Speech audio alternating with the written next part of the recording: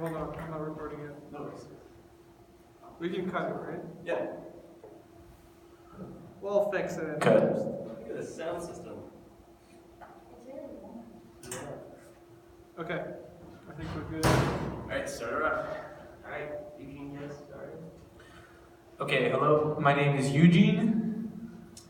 I'm Mitch. I'm Christine. And I am Mike. This is the Usability Studies project that this team has been working on for the last month or two. We conducted a study about the Ontario Ministry of Labour, and we basically ran 4 user tests on individuals who considered themselves to be unfamiliar with technology and filling out the type of forms that they did. We recorded their faces and screens to determine how they navigated through the experience and observed any problems that they may have ran into.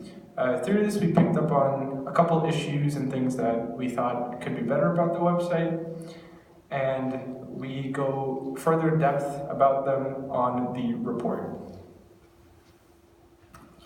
Okay, so before we got started, we planned out our entire, course of action. This is just like a quick visual of, the process.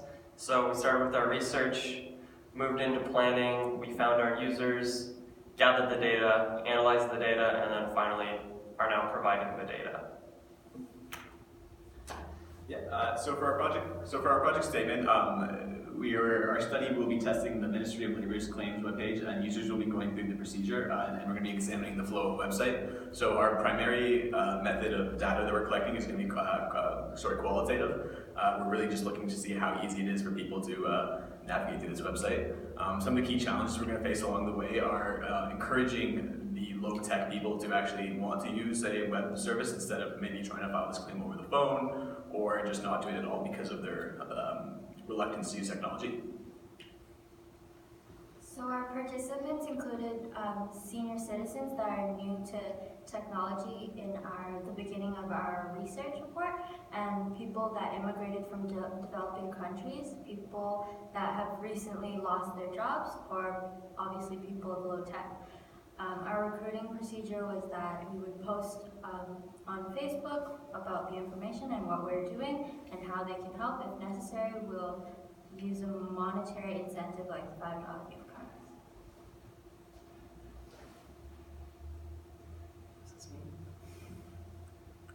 Okay, so our interview method, basically this is just like where we were going to be conducting our interviews and like how we would be doing them. So we decided to do it here at Sheridan College. We just thought it was the best space to do it. We would have available rooms on the weekend and stuff like that, and it was easy for people to kind of get here and figure out where it is. And then we decided that users would be tasked. They would start by filling out a background survey just to get some basic questions out of them, and then we would have them navigate through the entire site.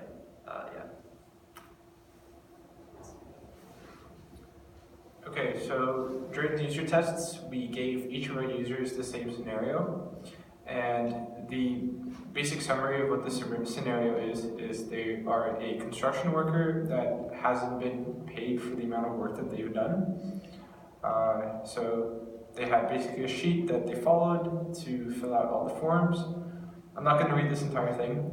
This scenario is available on the report, but this is the general guideline that all of our users followed when doing the tests. So these are also our pre-test questionnaire where we would have the user testers fill out so that we can gauge their use of technology, as well as if they've used the Ministry of Labour website before. So 100% of them said no to if they have used the Ministry of Labour's website before. 50% disagreed that they would consider themselves as good at computers and browsing the internet, as well as 25% were neutral on that question. And I often get lost when browsing websites was 50% on neutral and 50% on agree. I primarily use my phone to browse the web, was 25% disagree and 75% agree. and I primarily use my laptop or desktop computer to browse the web. This was 75% disagree and 25% agree. And for the post-test questionnaire, when they were done, the whole user testing, 25% said they had a smooth experience through navigating through the web page, but 75% said that they didn't. They knew what the web page wanted to do was with 25% disagree, 25% neutral, and 50% agree. That they were provided with all the information that was needed was with 25% strongly disagree, 25% disagree, and 50% neutral. The web page was pleasing to look at while being used, with 25% strongly disagree, 50% disagree, and 25% neutral. And I think that most people would be able to navigate through this web page with 25% strongly disagree, 50% disagree, and 25% neutral. All right. So we collected two types of data. During the test, we collected qualitative data about how the user will flow through the process, and we also collected quantitative data in our pre-test and our post-test questionnaire about how the user felt about the process, just asking them simple questions. We broke that down here into a percentage. Documentation. So we we're going to document the process through note-taking and video recordings. We had someone interviewing the user and then multiple people taking notes. So we sort of, for each user, one person did the interviews and we alternated through who did the interviews, but aside from that, we had dedicated note-taking roles. That's what we were going to be note-taking. This is the analysis. So this is the analysis phase starting now. Okay, so just an overview of things. We're just going to talk about some common occurrences that happened over the course of the test, what people were saying, and some of the problems that people were running into. Quickly, some of the quotes that were said. It's straightforward but lacks direction, like cues to move forward. I didn't know how to keep scrolling, or I didn't know I had to keep scrolling to the bottom to hit the claim button. People were saying which do I choose? That came up quite a lot. And then aesthetically, people were not really pleased with the design, like Mike just said. So the feelings of the user testers was that there was not enough visual hierarchy throughout the process. Users frequently got confused when they were trying to transition to the next section of the process, and the drop-down menu is overly complicated, and they were not sure what was mandatory or optional on the website. Their satisfaction overall was conceptually, our users seemed to find the process straightforward and linear enough to easily follow. Aesthetically, our users seemed to find the website to be too similar across the board and were not able to differentiate boxes from one another.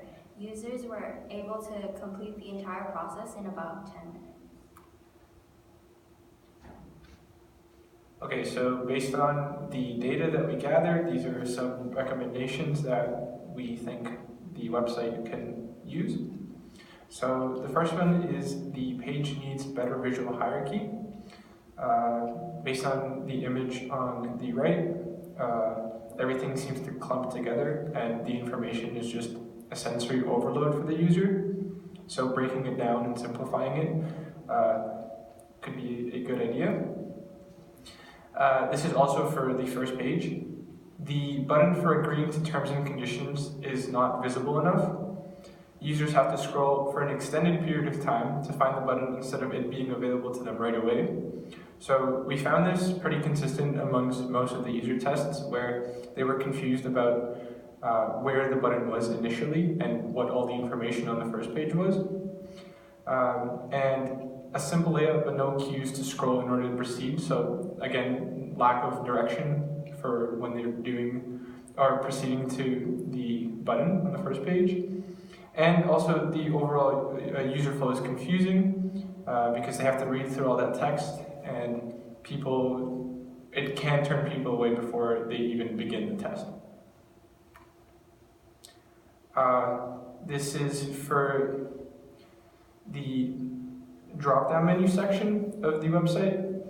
We believe that this section needs to be simplified because because users also often got confused about these options being minimized. We thought that this was an unnecessary feature. That's it. That's it. Yeah. Thank you. Thank you very much. You look a little confused. I know. I realized that. I'm like, oh, we changed all the recommendations. We never